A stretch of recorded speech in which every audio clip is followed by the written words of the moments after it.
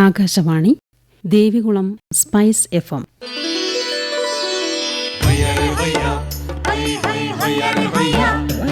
കിസാൻ വാണി.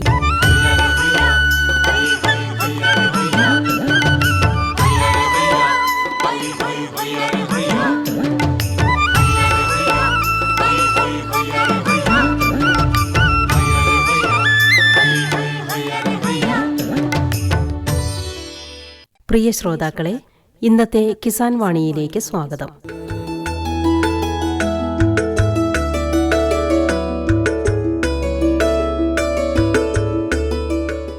ഇന്ന് അന്താരാഷ്ട്ര വനിതാ ദിനം. ഇതോടനുബന്ധിച്ച് മുൻപ് പ്രക്ഷേപണം ചെയ്ത പരിപാടിയുടെ പുനഃപ്രക്ഷേപണമാണ് ഇന്നത്തെ കിസാൻ വാണിയിൽ. സ്ത്രീ ശാക്തീകരണം കൃഷിയിലൂടെ എന്നതാണ് ചർച്ചാ വിഷയം. ചർച്ചയിൽ പങ്കെടുക്കുന്നത് ഇടുക്കി ജില്ലാ അസിസ്റ്റന്റ് പ്രിൻസിപ്പൽ കൃഷി officer Shrimati Asha S, Atma deputy project director Idukki Shrimati Saija Jose, Adimali block panchayat vice president Shrimati Shandy Baby, Nedumkandam വലിയ തോവാളയിലെ കർഷകയും സംരംഭകയുമായ ശ്രീമതി മഞ്ജു മാത്യു, നെടുങ്കണ്ടം പഞ്ചായത്തിലെ കർഷക ശ്രീമതി ജെസി കുര്യൻ എന്നിവർ. ചർച്ച നയിക്കുന്നത് Adimali block panchayat vice president Shrimati Shandy Baby. സ്നേഹമുള്ള ആകാശവാണി ശ്രോതാക്കളെ, മാർച്ച് 8 വനിതാ ദിനത്തോട് അനുബന്ധിച്ച് കൃഷിയുമായി ബന്ധപ്പെട്ട ചർച്ചയിൽ പങ്കെടുക്കാൻ വേണ്ടി എത്തിച്ചേർന്നിരിക്കുന്ന വനിതകളാണ് ഇന്നിവിടെ ഇരിക്കുന്നത്. എൻ്റെ പേര് ഷാൻഡി ബേബി, അടിമാലി ബ്ലോക്ക് പഞ്ചായത്തിൻ്റെ വൈസ് പ്രസിഡന്റാണ്. ഇതിനു മുൻപും 2 തവണ ഞാൻ ജനപ്രതിനിധിയായി ജയിച്ചിട്ടുണ്ട്. അടിമാലി ബ്ലോക്ക് പഞ്ചായത്തിൻ്റെ പ്രസിഡന്റായിരുന്നു, ബൈസൺവാലി ഗ്രാമപഞ്ചായത്ത് മെമ്പറായിരുന്നു. അതോടൊപ്പം തന്നെ കൃഷി കാര്യങ്ങളിലും ശ്രദ്ധിച്ചിരുന്നു. നമ്മൾ ഈ വിഷയത്തിലേക്ക് കടക്കുന്നതിന് മുൻപ് ഇവിടെ ഇരിക്കുന്ന ഓരോരുത്തരെയും അവർ സ്വയമായി പരിചയപ്പെടുത്തുന്നതാണ്. എൻ്റെ പേര് മഞ്ജു മാത്യു. നെടുങ്കണ്ടം ബ്ലോക്കിലെ വലിതോവാൾ എന്ന പ്രദേശത്താണ് എൻ്റെ സ്വദേശം. ഞാനൊരു വനിതാ കർഷകയും സംരംഭകയും കൂടെയാണ്. ഇന്ന് ഈ വനിതാ ദിനത്തിൽ ബഹുമാന്യരായ വനിതാക്കളൊന്നിച്ച് ചർച്ചയിൽ പങ്കെടുക്കാൻ എത്തിയതാണ്.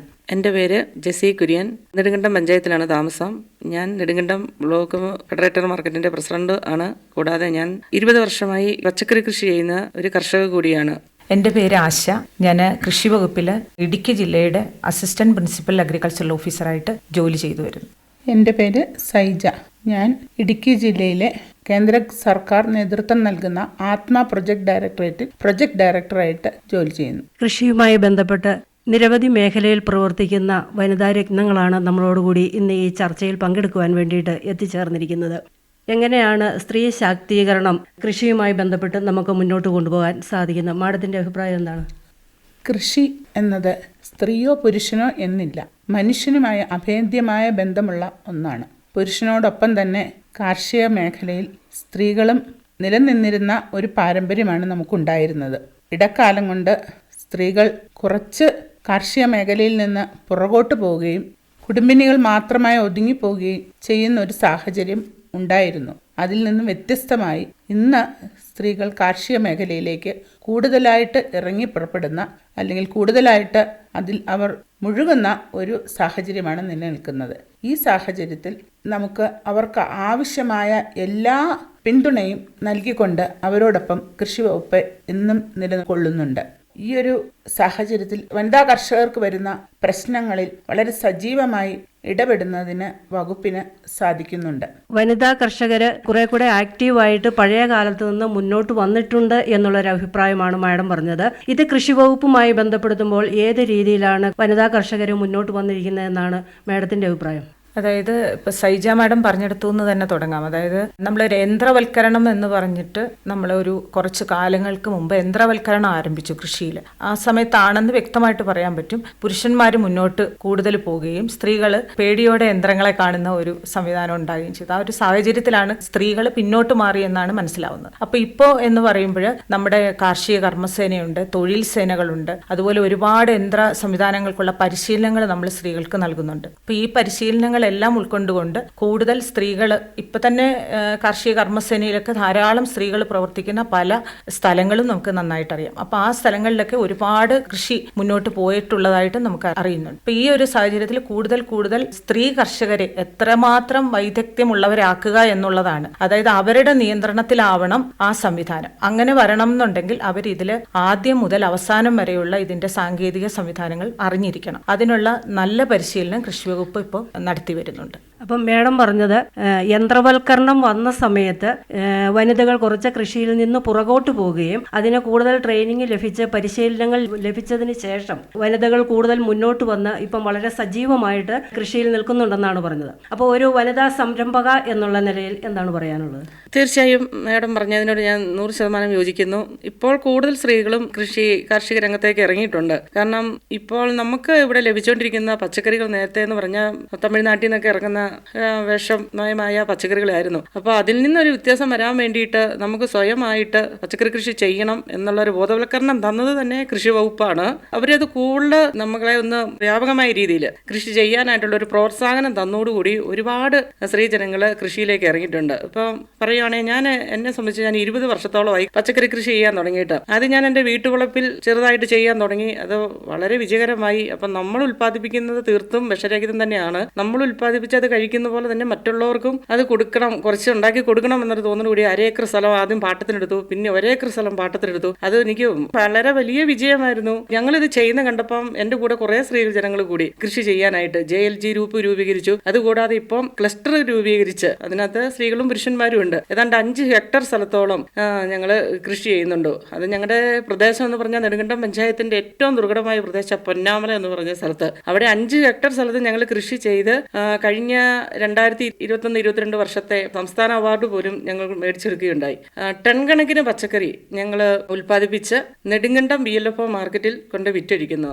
ഞങ്ങൾ അത്രയും പച്ചക്കറി കൃഷി ചെയ്യുന്നതുകൊണ്ടാണ് ആ BLFO മാർക്കറ്റിന്റെ ഒരു ഉത്തരവാദിത്വം പോലും ഞങ്ങളിലായത്. അതിന്റെ പ്രസിഡന്റായിട്ടാണ് ഞാൻ നിൽക്കുന്നത്. അതിന് എന്തായാലും ആ പ്രദേശത്തെ മുഴുവൻ ആളുകൾക്കും ആ മാർക്കറ്റ് കൊണ്ട് വളരെ ഗുണകരമായി. ഇടനിലക്കാരില്ലാതെ കർഷകർക്ക് നല്ല വില കൊടുക്കാനായിട്ട് ഞങ്ങൾക്ക് സാധിച്ചു എന്നുള്ളത് ഒരു വലിയ നേട്ടം തന്നെയാണ്. അതുകൂടെ നമ്മുടെ കൃഷി വകുപ്പ് നമ്മളെ സഹായിക്കുന്നുണ്ട്, വളരെ സപ്പോർട്ട് ചെയ്യുന്നുണ്ട്. അത് എല്ലാ വർഷവും ഈ കർഷകർക്ക് അവർക്ക് കൃഷിക്ക് ആനുപാതികമായിട്ട് നല്ലൊരു തുക സബ്സിഡി കൊടുക്കുന്നു, കൃഷി ചെയ്യാനായിട്ട് റിവോൾവിംഗ് ഫണ്ട് കൊടുക്കുന്നു. അങ്ങനെ എല്ലാം കർഷകരെ വളരെ രീതിയിൽ സപ്പോർട്ട് ചെയ്യുന്നതുകൊണ്ട് ഇന്നും അത് നിലനിൽക്കുന്നു. അങ്ങനെ നെടുങ്കണ്ടം ബ്ലോക്കിൽ തന്നെ 26 ക്ലസ്റ്ററുകളുണ്ട്. ഈ 26 ക്ലസ്റ്ററുകളും കൂടി രൂപീകരിച്ചതാണ് നെടുങ്കണ്ടം BLFO മാർക്കറ്റ്. ഇപ്പോൾ അത് ജില്ലാ മാർക്കറ്റായിട്ട് ഉയർത്തിയിട്ടുണ്ട്. ഇനിയും വളരെ പുരോഗതി ഉണ്ടാകും. കൂടുതൽ സ്ത്രീജനങ്ങൾ ഈ രംഗത്തേക്ക് വരും എന്നുള്ള കാര്യത്തിൽ ഒട്ടും സംശയമില്ല. നന്നായിട്ട് വിജയിച്ചു പോകും. സ്ത്രീകൾക്ക് ഏറെ പ്രയോജനപ്രദമായിട്ടുള്ള ഒരറിവാണ് ഇപ്പോൾ പങ്കുവച്ചിരിക്കുന്നത്. വളരെ ചെറിയ രീതിയിൽ തുടങ്ങുകയും വിപുലമായിട്ടുള്ള രീതിയിലേക്ക് ഇത് എത്തിപ്പെടുകയും ചെയ്തു. നിരവധിയായിട്ടുള്ള പ്രോത്സാഹനങ്ങളും ട്രെയിനിങ്ങുകളും കിട്ടിയതിൻ്റെ ഒരു ഭാഗമായിട്ടാണ് ഇങ്ങനെ നമുക്ക് ഈ കൃഷി വളരെ വിജയകരമായിട്ട് മുന്നോട്ട് കൊണ്ടുപോകാൻ സാധിച്ചത് എന്നുള്ളതാണ് പറഞ്ഞത്. ഇതിന് എന്താണ് ഇതിനെക്കുറിച്ചൊരു അഭിപ്രായം? വളരെ ശരിയാണ്. കാരണം ഞാനൊരു കുടുംബശ്രീയിലൂടെയാണ് കൃഷിയിലേക്ക് കടന്നു വന്നത്. 2007 ഞാൻ കുടുംബശ്രീയിൽ വന്നത്. 2010 JLG രൂപീകരിച്ചത്. അപ്പോൾ JLG രൂപീകരണം എന്ന് പറയുന്നത് സ്ത്രീജനങ്ങളെ കൃഷിയിലേക്ക് ഇറക്കുക എന്നുള്ളൊരു കാരണം ഞാൻ ആദ്യം ഒരു കർഷകയായിട്ട് ആവുന്നപ്പോൾ ഞാനൊരു കർഷക കുടുംബത്തിലോ ജനിച്ചൊരു വ്യക്തിയല്ല. അപ്പം എനിക്ക് കൃഷിയെക്കുറിച്ച് യാതൊരു അറിവും ഇല്ലായിരുന്നു. അപ്പോൾ ആ കൃഷി എങ്ങനെ ചെയ്യണം, എന്തൊക്കെ ചെയ്യണം എന്നുള്ളത് കുടുംബശ്രീയിലൂടെ കർഷക ക്ഷേമ വകുപ്പ് അവരുടെ മേൽനോട്ടത്തിൽ അവർക്ക് ക്ലാസ്സുകൾ കൊടുക്കുകയും ആ ക്ലാസ്സുകൾ ഞങ്ങൾക്ക് വളരെ പ്രയോജനമായി തീരുകയും ചെയ്തു. അങ്ങനെ കൃഷി ചെയ്തു. ആദ്യം ചെയ്ത കൃഷിയിലെല്ലാം പലരെ പരാജയപ്പെട്ട സ്ഥിതിക്ക് കൂടെ ഉണ്ടായിരുന്നവരെല്ലാം പിന്മാറിയെങ്കിലും അതിനെ എങ്ങനെ വിജയിപ്പിച്ചെടുക്കണമെന്നുള്ള ഒരു വളരെ ആഗ്രഹം മനസ്സിൽ തോന്നി. അപ്പം അതിന്റെ ഫലമായിട്ട് പല കാർഷിക മാസികകളും കർഷകൻ പിന്നെ അതുപോലുള്ള മാസികകൾ വായിക്കുകയും അതിലുണ്ടായിരിക്കുന്ന ചെറിയ നുറുങ്ങു വിദ്യകൾ അത് ഞാനൊരു ബുക്കിൽ എഴുതി വയ്ക്കുകയും അത് ജീവിതത്തിൽ പിന്നെ പരീക്ഷിച്ചു നോക്കുകയും വിജയിക്കുകയും ചെയ്തൊരു വ്യക്തിയാണ്. അത് പരീക്ഷിച്ച് കാരണവന്മാരായിട്ടുള്ള അതായത് പഴയ തലമുറകളോട് പല രീതിയിലുള്ള കൃഷികൾ എങ്ങനെ ചെയ്യണമെന്ന് ചോദിച്ച് മനസ്സിലാക്കിയാണ് ഞാൻ കൃഷിയിലേക്ക് ഇറങ്ങി വന്നത്. അപ്പം അത് ഇന്ന് ഞാൻ ഈ പിന്നെ വനിതാ ദിനത്തിൽ പറയുന്ന കാരണം എന്ന് വെച്ചാൽ സ്ത്രീകൾ തീരുമാനിച്ചാൽ അത് നമ്മൾ എന്ത് കാര്യം ചെയ്യണമെന്ന് നമുക്കൊരു തീരുമാനം ഉണ്ടായാൽ അത് നമുക്ക് വിജയിപ്പിക്കാൻ പറ്റുന്ന സാഹചര്യമുള്ളൂ. എൻ്റെ ഒരു അവസ്ഥ പറയുവാണെങ്കിൽ എൻ്റെ ഭർത്താവ് ജോലിക്ക് പോയിക്കൊണ്ടിരുന്ന സാഹചര്യമായിരുന്നു. വീട്ടിൽ വളരെ സാമ്പത്തികമായി ബുദ്ധിമുട്ട് അനുഭവിച്ചിരുന്ന കാലഘട്ടത്തിൽ കുടുംബം നോക്കണമെന്ന് വിചാരിച്ചാണ് ഭർത്താവ് ജോലിക്ക് പോയത്. അപ്പോൾ ആ ഒരു സാഹചര്യത്തിലാണ് ഞാൻ കൃഷിയിലേക്ക് ഇറങ്ങിയത്. എൻ്റെ കൂടെ ഹെൽപ്പ് ചെയ്യാൻ തീരെ കുഞ്ഞുങ്ങളായിരുന്നു. അപ്പോൾ എന്നെ ഹെൽപ്പ് ചെയ്യാൻ വേറെ ആരും ഉണ്ടായിരുന്നില്ല, ഞാൻ തന്നെയും ഉണ്ടായിരുന്നുള്ളൂ. അപ്പം ആ കൃഷി എങ്ങനെ വിജയിപ്പിക്കാം അല്ലെങ്കിൽ അതെങ്ങനെ മുന്നോട്ട് കൊണ്ടുപോകാം എന്നുള്ളൊരു സാഹചര്യത്തിൽ നിന്നാണ് എനിക്ക് ഒരു കൃഷിയിലേക്ക് ഇറങ്ങിത്തിരിക്കാൻ സാധിച്ചത്. അന്ന് 2014-15 വർഷത്തിൽ വർഷത്തെ ആത്മയുടെ അവാർഡ് എനിക്കാണ് ലഭിച്ചത്. 2010 ഞാൻ കൃഷിയിലേക്ക് ഇറങ്ങിയത്. ആദ്യത്തെ 2 വർഷം കൃഷി എങ്ങനെ ചെയ്യണം എന്നുള്ളതാണ് ഞാൻ പഠിച്ചത്. പിന്നെ ആ ഒരു പഠന രീതിയിലൂടെ പച്ചക്കറി കൃഷികൾ, പയറ്, പാവല്, ചേന, ചേമ്പ്, കപ്പ അങ്ങനെയുള്ള കൃഷികളാണ് ആദ്യം ചെയ്തത്. പിന്നീട് ഇത് ഏകദേശം ഒരു 6 ഏക്കർ സ്ഥലത്തോളം പാട്ടത്തിനെടുത്ത് കൃഷി ചെയ്യാൻ തുടങ്ങി. അത് കൃഷി വിജയിച്ചു കഴിഞ്ഞപ്പം പല സ്ഥലങ്ങളിൽ നിന്നും കൃഷി കാണുവാനായിട്ട് വീട്ടിൽ വരാൻ തുടങ്ങി. അതിന്റെ ബേസിൽ പലരും വിത്തുകൾ, തൈകളൊക്കെ ചോദിക്കാൻ തുടങ്ങി. അപ്പോൾ തോന്നിയ ഒരു ഐഡിയയാണ് നേഴ്സറി എന്നുള്ളൊരു ആശയം. അപ്പം ഞാനത് ആലോചിച്ചപ്പം ഞാനൊരു സാധനം വാങ്ങിക്കുമ്പോൾ അതിനൊരു മൂല്യം, അതൊരു വില കൊടുത്ത് വാങ്ങിച്ചാൽ അത് നമ്മൾ നഷ്ടപ്പെടുത്തില്ല. അതേസമയം നമ്മളൊരു സാധനം ഫ്രീ ആയിട്ട് കൊടുത്താൽ അതിന് അത്രേ വിലയുള്ളൂ. അപ്പോൾ ആ ഒരു സാഹചര്യം, ഞാൻ എന്തെങ്കിലും സാധനം മേടിക്കുമ്പോൾ എനിക്ക് വെറുതെ കിട്ടിയാൽ ഞാൻ അതിനൊരു വില കൊടുക്കാതെ അത് മാറ്റിയിടും. പക്ഷേ സമയം ഒരു സാധനം നമ്മൾ വില കൊടുത്ത് മേടിച്ചാൽ അതിനൊരു മൂല്യമുണ്ട്. അപ്പം ആ ഒരു ചിന്ത എൻ്റെ മനസ്സിലേക്ക് കടന്നു വന്നു. ആ ഒരു ചിന്ത മനസ്സിലേക്ക് കടന്നതിന് ശേഷമാണ് നേഴ്സറി എന്നൊരു ആശയം എൻ്റെ മനസ്സിലേക്ക് കടന്നു വന്നത്. അപ്പോൾ ഞാൻ കൃഷിഭവനെ സന്ദർശിച്ചു. അപ്പോൾ ഞാനിങ്ങനെ പറഞ്ഞു, എനിക്കൊരു നേഴ്സറി തുടങ്ങിയ താല്പര്യമുണ്ട് എന്ന് പറഞ്ഞു. അപ്പോൾ അങ്ങനെയാണ് ഞാനൊരു നേഴ്സറി തുടങ്ങാനായിട്ട് ഇടയായി തീർന്നത്. അപ്പോൾ നേഴ്സറി തുടങ്ങി. ആദ്യം ഇതിനകത്ത് യാതൊരു അറിവും ഇല്ലാത്തതുകൊണ്ട് ഏകദേശം 1-2 ലക്ഷത്തോളം രൂപ എൻ്റെ കയ്യിൽ നഷ്ടപ്പെട്ടു പോയി. അത്യാവശ്യം വീട്ടിൽ നിന്നുള്ള നല്ല വഴക്ക് കേട്ടു. നിനക്ക് വേറൊരു പണിയില്ല എന്നൊക്കെയാണ് ഹസ്ബൻഡ് എന്നോട് ചോദിച്ചത്. പക്ഷേ അവിടെയും ആദ്യം ഞാൻ കൃഷി പരാജയപ്പെട്ട സ്ഥിതിക്ക് നേഴ്സറിയും പരാജയപ്പെട്ടപ്പോൾ അതും എങ്ങനെയെങ്കിലും വിജയിപ്പിച്ചേ മതിയാവൂ എന്നുള്ളൊരു വളരെ ഒരു ആഗ്രഹം എനിക്കുണ്ടായി. അപ്പോൾ കൃഷിഭവൻ്റെ ഭാഗത്തു നിന്ന് അവരെനിക്ക് ക്ലാസ് തരാനിടയായി. കൃഷി വിജ്ഞാന കേന്ദ്ര ശാന്തമ്പാറയിൽ ചെന്ന് ഞാൻ ഇതിൻ്റെ ക്ലാസ് കൂടുവാനിടയായി. ആ ക്ലാസ് കൂടുവാനിടയായ സ്ഥിതി അവർ വേണ്ട കാര്യങ്ങളെല്ലാം എനിക്ക് പറഞ്ഞു തന്നു. ആ ഒരു പ്രോത്സാഹനം കൃഷി വകുപ്പിൻ്റെ ഭാഗത്തുനിന്ന് വളരെ ഉണ്ടായിരുന്നു. കാരണം ഒരു സ്ത്രീ കൃഷിയിലേക്ക് കടന്നു വരുമ്പോൾ കൃഷി വകുപ്പ് നമ്മളെ വളരെയധികമായി സഹായിക്കുന്നുണ്ട്. കാരണം അവരുടെ ഒരു സഹായം നമുക്ക് വളരെ ഹെൽപ്പാണ്. നമ്മൾ ആത്മാർത്ഥമായി നമ്മളൊരു പ്രശ്നം വരുമ്പോൾ നമ്മൾ സ്വയം പഴിക്കാതെ അല്ലെങ്കിൽ മറ്റുള്ളവരെ പഴിക്കാതെ അതെങ്ങനെ വിജയിപ്പിച്ചെടുക്കാം എന്നുള്ളത് നമ്മൾ തന്നെ സ്വയം തീരുമാനിക്കണം. അങ്ങനെ വന്നാൽ മാത്രമേ നമുക്ക് വിജയിക്കാൻ പറ്റത്തുള്ളൂ. അപ്പോൾ ആ ഒരു സാഹചര്യമാണ് എനിക്കുണ്ടായത്. അപ്പോൾ അത് കഴിഞ്ഞ ശേഷം 2015 യുവ കർഷക സംസ്ഥാന അവാർഡ് എന്നെ തേടിയെത്തി. അതും ഞാനൊരു ഭാഗ്യമായിട്ട് തന്നെ കരുതുന്നു. കാരണം ഒരു കൃഷി വകുപ്പിൻ്റെ വളരെ അവരുടേതായ ഒരു എൻ്റെ ഫീൽഡിൽ വന്ന് എനിക്ക് വേണ്ട കാര്യങ്ങൾ അവർ പറഞ്ഞു തരുമായിരുന്നു. എനിക്ക് എന്താണ് ചെയ്യേണ്ടതെന്ന് അവർ പറഞ്ഞു തരുമായിരുന്നു. വേണ്ട പ്രോത്സാഹനം, ഒരു സാമ്പത്തികമായിട്ട് പ്രോത്സാഹിപ്പിക്കുന്നതിനേക്കാൾ വളരെ എനിക്ക് അനുഭവപ്പെട്ടത് എന്ത് ചെയ്താൽ എൻ്റെ കൃഷി വിജയിപ്പിക്കാം എന്നുള്ളതിൻ്റെ ഒരു അറിവായിരുന്നു. അപ്പോൾ അറിവ് എനിക്ക് വളരെ നന്നായിട്ടുണ്ടായിരുന്നു. അപ്പോൾ ഇതെനിക്ക് ഇന്ന് അഭിമാനത്തോടെ പറയാൻ പറ്റും. हर जोखिम से निकल कर फसल आए, सुरक्षित हो जाए, फसल बीमा से हर किसान अब आत्मनिर्भर हो जाए। संकट के समय प्रधानमंत्री फसल बीमा योजना किसानों के लिए वरदान है। अब सूखा पड़े या बाढ़ आ जाए कोई डर नहीं, अब ओले पड़े या कीट पतंगे फसल खा जाए कोई फिक्र नहीं, क्योंकि हमने लिया है प्रधानमंत्री फसल बीमा। बुआई से फसल कटाई तक हर जोखिम का दावा, न्यूनतम प्रीमियम पर अधिकतम भुगतान का वादा। योजना से हर साल जुड़ रहे हैं 5 करोड़ से ज्यादा किसान। अब आपकी है बारी। नजदीकी कृषि कार्यालय, सहकारी समिति, बैंक शाखा, अधिकृत बीमा कंपनी या जन सेवा केंद्र में स्वेच्छा से करा सकते हैं पंजीकरण। फसल बीमा पोर्टल या फसल बीमा ऐप द्वारा भी कराया जा सकता है पंजीकरण। प्रधानमंत्री फसल बीमा योजना, आपकी फसलों का संपूर्ण सुरक्षा कवच। कृषि एवं किसान कल्याण मंत्रालय, भारत सरकार। അപ്പം നമുക്ക് ഈ ചർച്ചയിൽ നിന്ന് മനസ്സിലായത് ഏത് പ്രതിസന്ധിയെയും തരണം ചെയ്യാൻ തക്കവിധം സ്ത്രീകൾ ശക്തി പ്രാപിച്ചു എന്നുള്ളതാണ്. അത് നമ്മുടെ കുടുംബശ്രീ നിലവിൽ വന്നപ്പോൾ സ്ത്രീ ശാക്തീകരണമായിരുന്നു ലക്ഷ്യം വെച്ചിരുന്നത്. കുടുംബശ്രീയിലൂടെ സ്ത്രീകൾ സമൂഹത്തിലേക്ക് ഇറങ്ങാനും ഏതൊരു ജോലിയും ചെയ്യാൻ തയ്യാറായി. അതിനു മുൻപ് വീടുകളിൽ ഒതുങ്ങിക്കൂടിയിരുന്ന സ്ത്രീകളാണ്. അതോടൊപ്പം തന്നെ തൊഴിലുറപ്പ് പദ്ധതിയും കൂടെ വന്നു കഴിഞ്ഞപ്പോൾ എല്ലാ സ്ത്രീകളും പുറം ലോകത്തിലേക്ക് ഇറങ്ങാനും എല്ലാ മേഖലകളിലും തങ്ങളുടെ കയ്യൊപ്പ് പതിപ്പിക്കുവാൻ തക്കവിധം പ്രാപ്തരായി എന്നുള്ളതാണ്.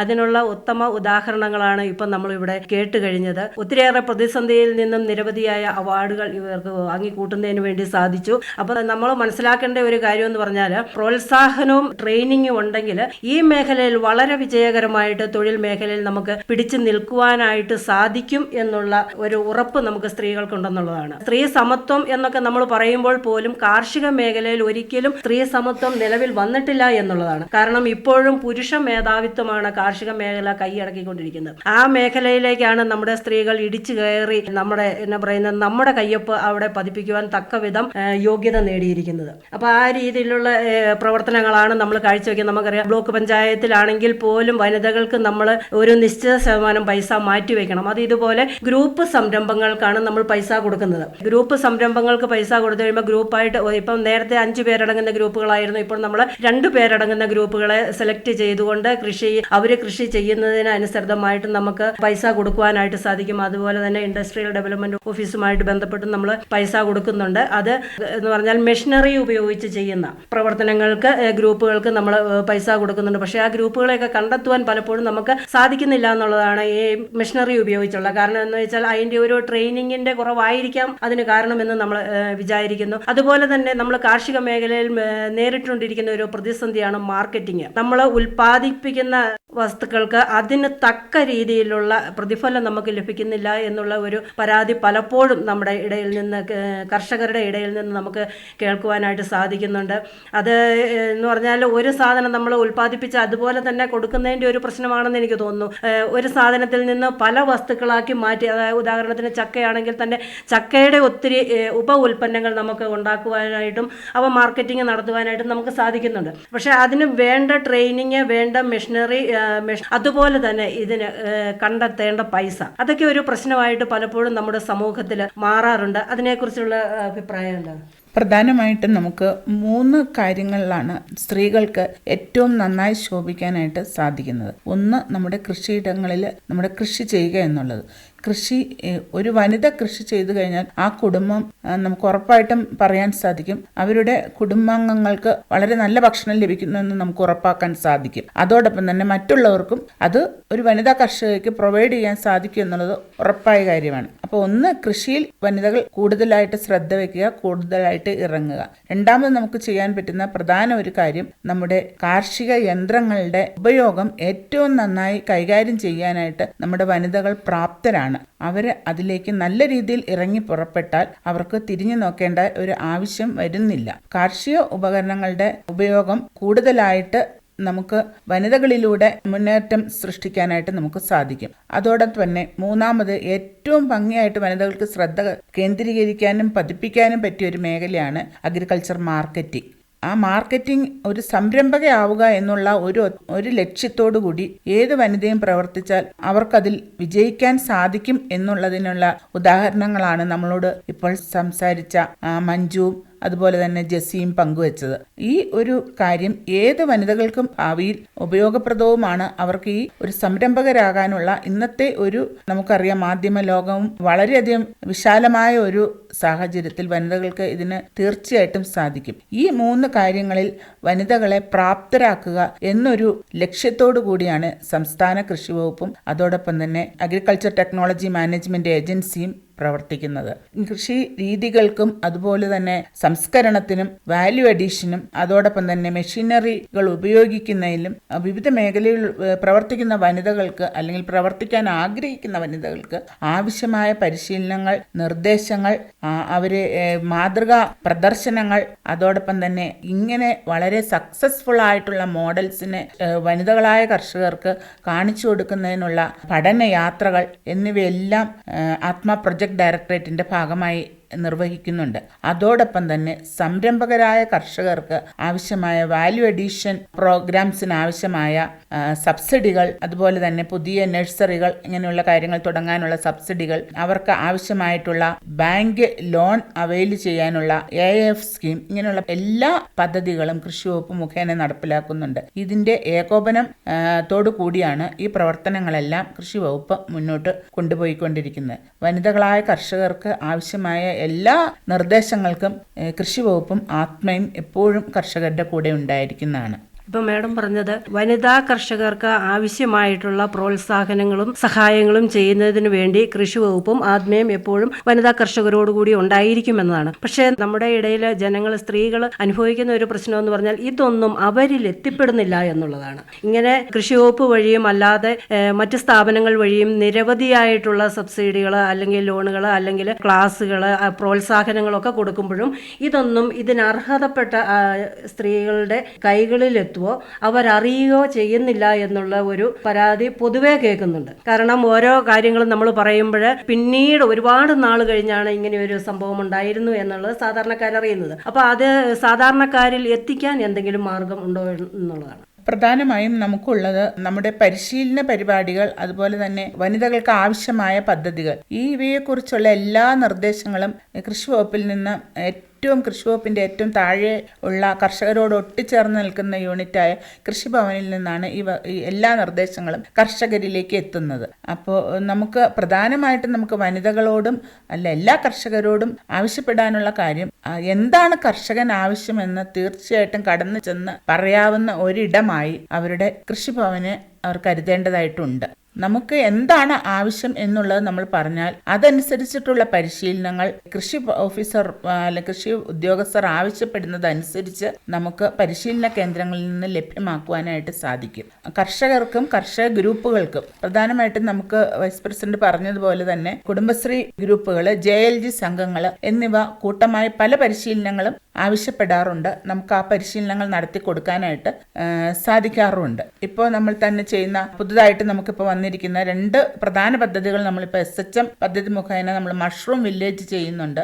അതോടൊപ്പം തന്നെ മില്ലറ്റ്, നമുക്ക് ചെറുധാന്യങ്ങളുടെ കൃഷി വ്യാപകമാക്കുന്നതിനായിട്ട് സംസ്ഥാന സർക്കാരിൻ്റെ പദ്ധതിയുണ്ട്. ഈ പദ്ധതികളിലൊക്കെ വനിതകളായ കർഷകർക്ക് ആവശ്യമായ എല്ലാ പരിശീലനങ്ങളും നൽകാൻ നമുക്ക് ആത്മയിലൂടെ സാധിക്കും. അതോടൊപ്പം തന്നെ സംസ്ഥാന സർക്കാരിനും അതിനുള്ള പ്രത്യേക നിർദ്ദേശങ്ങൾ കൃഷി വകുപ്പ് മുഖേന നമ്മൾ കൊടുക്കുന്നുണ്ട്. അപ്പോൾ കർഷകരോട് നമുക്കുള്ള അഭ്യർത്ഥന, എന്താണ് അവർക്ക് ആവശ്യം എന്നാൽ നമുക്ക് അത് നമ്മുടെ കൃഷി ഉദ്യോഗസ്ഥരെ അത് ധരിപ്പിക്കുക. പ്രത്യേകിച്ചും ഗ്രൂപ്പായിട്ടുള്ള പ്രവർത്തനങ്ങൾക്ക് സർക്കാർ വളരെ മുൻഗണനയാണ് ഇന്നത്തെ ഒരു സാഹചര്യത്തിൽ നൽകുന്നത്. അതിനുവേണ്ടിയാണ് സംസ്ഥാന സർക്കാർ വൈഗ പോലുള്ള വലിയ പരിപാടികൾ സംഘടിപ്പിക്കുന്നതും കർഷകരും അതോടൊപ്പം തന്നെ സംരംഭകരും അതോടൊപ്പം തന്നെ നമുക്കറിയാം വിപണനം രംഗത്തുള്ളവരുമായിട്ടുള്ള B2B മീറ്റുകൾ വളരെ സജീവമായി നടക്കുന്ന ഒരു സാഹചര്യമാണ് ഇപ്പോൾ. അപ്പോൾ കർഷകർ തീർച്ചയായിട്ടും വകുപ്പുമായിട്ട് ബന്ധപ്പെടുന്നതിൽ യാതൊരു വിഷമവും വിചാരിക്കേണ്ടതില്ല എന്നുകൂടി ഈ അവസരത്തിൽ പറയുന്നു. നമ്മൾ കൃഷി കൂടുതൽ വിജയകരമായി മുന്നോട്ട് കൊണ്ടുപോകണമെങ്കിൽ മെഷീനറി ഉപയോഗിച്ചുള്ള കൃഷികൾക്ക് പരിശീലനം, മെഷീനറി ഉപയോഗിച്ചുള്ള കൃഷികൾക്ക് കൂടുതൽ പ്രാധാന്യം കൊടുക്കണം എന്നാണ് നമ്മളിപ്പോൾ ചർച്ചയിൽ നിന്ന് കൂടുതലായിട്ടും നമ്മൾ പറഞ്ഞത്. പക്ഷേ ഈ സാധാരണക്കാരായിട്ടുള്ള ഒരു വനിതകൾക്ക് അല്ലെ സ്ത്രീകൾക്ക് ഇത് വാങ്ങിക്കുവാനുള്ള സാമ്പത്തികമില്ല എന്നുള്ളതാണ്. അപ്പം നമ്മൾ ബാങ്കുകളെ സമീപിക്കുമ്പോൾ പലപ്പോഴും അവർ പലതരത്തിലുള്ള മുടന്ത് ന്യായങ്ങൾ പറഞ്ഞ് അവരെ തിരിച്ചയച്ച് അവരുടെ ആ ചെയ്യാനുള്ള പ്രവണതയെ മന്ദീഭവിക്കുന്ന ഒരു പ്രവണത നമ്മൾ കാണുന്നുണ്ട്. അതിനെക്കുറിച്ച് എന്താണ് പറയാനുള്ളത്? ഇതിനു മുമ്പ് സംസാരിച്ച ചില കാര്യങ്ങളോടുള്ള എൻ്റെ ഒരു വിയോജിപ്പും കൂടെ ഞാൻ പറയുകയാണ്. കാരണം നമ്മുടെ വനിതകൾ നമ്മുടെ നാട്ടിൽ ഒരു നിശബ്ദ വിപ്ലവമാണ് ശരിക്കും കൃഷിയിൽ നടത്തുന്നത്. അത് പലപ്പോഴും പുറത്തേക്ക് അറിയാറില്ല. ഒരു 2015-16 കാലഘട്ടങ്ങളിൽ നമ്മൾ പച്ചക്കറി കൃഷി എന്ന് പറയുമ്പോൾ കുറച്ച് പേര് ചെയ്യുന്നു എന്നുള്ളതായിരുന്നു. ഇപ്പോൾ അന്നത്തെ ഒരു കണക്കെടുത്താൽ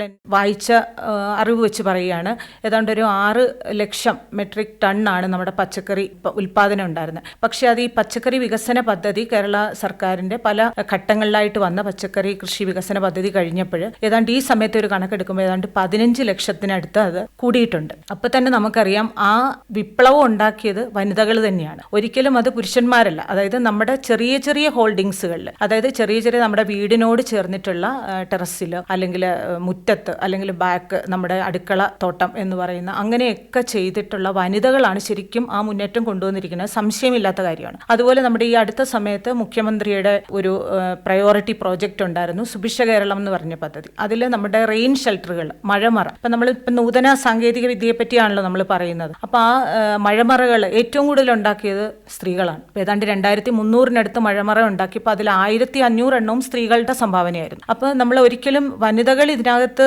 കുറച്ചാണ് സംഭാവന നൽകുന്നതെന്ന് പറയാൻ പറ്റില്ല. പക്ഷെ പലപ്പോഴും അത് പ്രസിദ്ധീകരിച്ച് വരുമ്പോൾ അല്ലെങ്കിൽ പബ്ലിസിറ്റിയിലേക്ക് വരുമ്പോൾ കുറവാണ് എന്നുള്ളൊരു അഭിപ്രായമാണ് എനിക്കുള്ളത്. പിന്നെ ഇപ്പോൾ വൈസ് പ്രസിഡന്റ് ചോദിച്ച ചോദ്യത്തിലേക്ക് വരികയാണെങ്കിൽ മെഷീനറി സംവിധാനങ്ങൾ എങ്ങനെയാണ് സ്ത്രീകൾക്ക് വാങ്ങാനുള്ളത്, അതിന് നമ്മുടെ കൃഷി വകുപ്പിന്റെ തന്നെ പല പദ്ധതികളുണ്ട്. സ്മാം എന്ന് പറഞ്ഞ പദ്ധതിയുണ്ട്. അതുപോലെ തന്നെ ഇപ്പോൾ സൈജമാഡ സൂചിപ്പിച്ചതുപോലെ അടിസ്ഥാന ഫണ്ട് നമ്മൾ നൽകുന്ന ഒരു പദ്ധതിയുണ്ട്, AIF എന്ന് പറയുന്നത്. അതിൽ നമ്മൾക്ക് ചെയ്യാം. അതുപോലെ സ്റ്റേറ്റ് ഹോർട്ടിക്കൾച്ചർ മിഷന്റെ പദ്ധതിയുണ്ട്, അതിലും നമുക്ക് അപേക്ഷ നൽകാവുന്നതാണ്. അപ്പോൾ ഇപ്പോൾ സംസാരിച്ചു വന്നതിൽ നിന്ന് നമുക്ക് മനസ്സിലായത് സ്ത്രീകൾ നിരവധിയായിട്ടുള്ള കൃഷികൾ ചെയ്യുകയും അത് ലാഭകരമായി മുന്നോട്ട് കൊണ്ടുപോവുകയും ചെയ്യുന്നുണ്ട്. പക്ഷേ അതിൻ്റെ ഒന്നും പബ്ലിസിറ്റിയോ ഫലമോ അനുഭവിക്കാൻ സ്ത്രീകൾക്ക് സാധിക്കുന്നില്ല. അതെല്ലാം പുരുഷ മേധാവിത്വത്തിനടിയിൽ പോകുന്നു എന്നുള്ളതാണ്. അപ്പോൾ നമ്മൾ നല്ല രീതിയിൽ കൃഷിയായിട്ട് മുന്നോട്ട് പോകുവാൻ കഴിവും പ്രാപ്തിയുമുള്ളവരാണ് നമ്മുടെ സ്ത്രീകൾ എന്നുള്ളതാണ്. നമ്മുടെ പരിമിതിക്കുള്ളിൽ നിന്നുകൊണ്ട് നമുക്കറിയാം ഓരോ സ്ത്രീകൾക്കും നിരവധിയായ ജോലികളുണ്ട്. കുടുംബം നോക്കണം, കുട്ടികളെ നോക്കണം, ഭർത്താവിന്റെ കാര്യം നോക്കണം. അങ്ങനെ നിരവധിയായിട്ടുള്ള പ്രശ്നങ്ങൾക്കുള്ളിൽ നിന്നുകൊണ്ടാണ് ഇത്രയേറെ വിജയം കൈവരിക്കുന്നതിന് നമ്മുടെ സ്ത്രീകൾക്ക് സാധിക്കുന്നത്. ഒരുപാട് പരിമിതികളുണ്ട്. അതായത് പുരുഷന്മാർ ഇറങ്ങിച്ചെല്ലുന്ന മേഖലകളിലേക്ക് ഇറങ്ങിച്ചെന്ന് കൃഷികൾ നടത്തുവാൻ നമ്മുടെ സ്ത്രീകൾക്ക് സാധിക്കുന്നില്ല. എങ്കിൽ പോലും മികച്ച രീതിയിൽ 100% വിജയം കൈവരിച്ച സ്ത്രീകളാണ് നമ്മളോടൊപ്പം ഇരിക്കുന്നത്. അതുപോലെ തന്നെ ഇതിപ്പം ഇവരെ നമ്മൾ ഇവിടെ വിളിച്ചതുകൊണ്ട് മാത്രം അറിയുന്നു. ഒരുപാട് സ്ത്രീകൾ നിരവധിയായിട്ടുള്ള കൃഷികൾ ചെയ്യുന്നുണ്ട്. നമുക്കറിയാം പല കുടികളിലും അവരുടെ തനത് വിളകൾ സ്വന്തമായിട്ട് കൃഷി ചെയ്ത് ഭക്ഷിക്കുന്ന ST കോളനികളൊക്കെ ഉണ്ട്. അതുപോലെ തന്നെ മൂല്യവർദ്ധിത വസ്തുക്കൾ ഉണ്ടാക്കി വിൽക്കുന്ന സ്ത്രീകളുണ്ട്. അങ്ങനെ ഒത്തിരിയേറെ എല്ലാ മേഖലകളിലും പ്രവർത്തിക്കുന്ന ഒത്തിരിയേറെ സ്ത്രീകളുണ്ട്. അപ്പൊ ഈ വനിതാ ദിനത്തിൽ എല്ലാ സ്ത്രീകൾക്കും എല്ലാവിധ അഭിനന്ദനങ്ങളും ആശംസകളും അറിയിച്ചുകൊണ്ട് ഞങ്ങൾ ഞങ്ങളുടെ ചർച്ച ഇവിടെ അവസാനിപ്പിക്കുന്നു. അന്താരാഷ്ട്ര വനിതാ ദിനാചരണത്തോടനുബന്ധിച്ച് മുൻപ് പ്രക്ഷേപണം ചെയ്ത പരിപാടിയുടെ പുനഃപ്രക്ഷേപണമാണ് ശ്രോതാക്കൾ കേട്ടത്. സ്ത്രീ ശാക്തീകരണം കൃഷിയിലൂടെ എന്ന വിഷയത്തെ ആസ്പദമാക്കിയുള്ള ചർച്ചയിൽ പങ്കെടുത്തവർ ഇടുക്കി ജില്ലാ അസിസ്റ്റന്റ് പ്രിൻസിപ്പൽ കൃഷി officer Shrimati Asha S, Atma deputy project director Idukki Shrimati Saija Jose, Adimali block panchayat vice president Shrimati Shandy Baby, Nedumkandam വലിയ തോവാളയിലെ കർഷകയും സംരംഭകയുമായ ശ്രീമതി മഞ്ജു മാത്യു, നെടുങ്കണ്ടം പഞ്ചായത്തിലെ കർഷക ശ്രീമതി ജെസി കുര്യൻ എന്നിവർ ചർച്ച നയിച്ചത് Adimali block panchayat vice president Shrimati Shandy Baby. Pradhan Mantri Kisan Samman Nidhi ഈ പദ്ധതിയിൻ കീഴിൽ 2 ഹെക്ടർ വരെ കൈവശ ഭൂമിയുള്ള കർഷക കുടുംബത്തിന് 6000 രൂപ പ്രതിവർഷം നൽകുന്നതായിരിക്കും. അർഹരായ കർഷകർക്ക് 2000 രൂപ വീതം 3 തവണകളായി നേരിട്ട് അവരുടെ അക്കൗണ്ടിൽ നിക്ഷേപിക്കുന്നതായിരിക്കും. ഈ ചെറുകിട നാമമാത്ര കർഷക കുടുംബങ്ങളെ സംസ്ഥാന സർക്കാർ തെരഞ്ഞെടുത്തുകൊണ്ടിരിക്കുകയാണ്. ഈ പദ്ധതിയുടെ മുഴുവൻ ചെലവും ഭാരത സർക്കാരാണ് വഹിക്കുന്നത്. പ്രധാനമന്ത്രി കിസാൻ സമ്മാൻ നിധി കർഷകരുടെ കൃഷിപരമായ പുതിയ അഭിമാനം. കൃഷി കർഷക ക്ഷേമ മന്ത്രാലയം, ഭാരത സർക്കാരിൽ നിന്ന് ജനതാൽപര്യാർത്ഥം. സഹകരണത്തിൻ ബലത്തിൽ വികാസത്തിനു ചുവട് വയ്ക്കാം.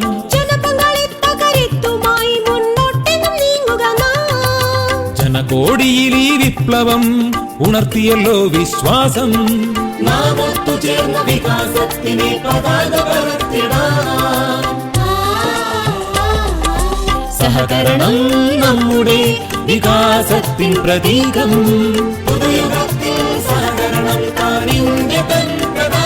കൃഷി മന്ത്രാലയം, ഭാരത സർക്കാരിൽ നിന്ന് ജനതാൽപര്യാർത്ഥം. ഈ പരിപാടിയുടെ പ്രായോജകർ കേന്ദ്ര കൃഷി കർഷക ക്ഷേമ മന്ത്രാലയം, ഭാരത സർക്കാർ. എല്ലാ കിസാൻ വാണി ശ്രോതാക്കൾക്കും കൂപ്പുകൈ.